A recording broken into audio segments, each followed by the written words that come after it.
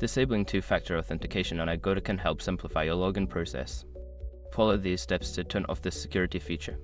Step 1. Log into your account. Visit the Agoda website or open the app and log into your account using your username and password. Step 2. Access account settings. Once logged in, navigate to your account settings. This is usually found in the profile section, often represented by your profile picture or an icon. Step 3. Find security settings.